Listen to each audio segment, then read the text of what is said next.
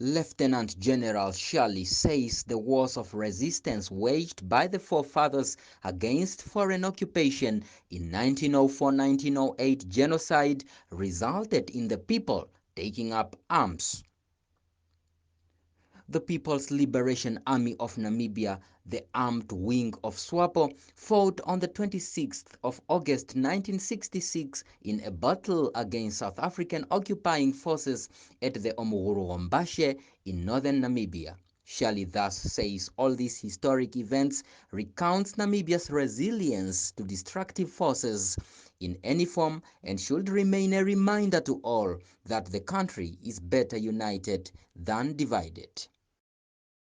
If the nation continues on that trajectory, I promise you, we as a nation are going nowhere and will never be a nation we want us, all of us to be. We can pay lip service, we can do whatever you want, and all the rest. As long as the hatred that we are seeing today, it's not tribalism, there's just hatred amongst ourselves. People talk about tribalism, it's not tribalism, just hatred. People hating each other, maybe because of the past. I've seen a lot of arguments, for example. Let's start with the genocide. Come on, now our people in Namibia were murdered by foreign occupation forces from Germany all the way from Europe coming here and slaughtering our people left and right, and we still, as a nation, ask whether it was necessary or it was not necessary. And now it's time when you demand reparations from the Germans. The Germans must pay for their crimes. Whether this tribe was affected or these people was affected or not affected, we must unite. You cannot be affected. You cannot be affected if you were not there. You cannot be killed when you were not in Wombashe. You cannot be killed if you were not at Kitukanabale. You cannot be killed if you are not at Amakari. It's natural. Whether you are affected or not affected, whether you are lucky or not lucky, this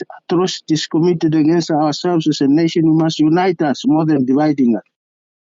Asked what is the best tribute the country can give to those whose blood waters the freedom, General Shali wants priority to be given to, among others, the many unemployed youth. Lieutenant General Shali wants the focus be placed on poverty alleviation, betterment of health care, and cap on many social deficiencies facing the nation. We're talking about taking care of the dead here. So the priority must be with those who are alive. Whether they were in the struggle, young people who are walking in the streets, as I speak, I see young people walking on the streets.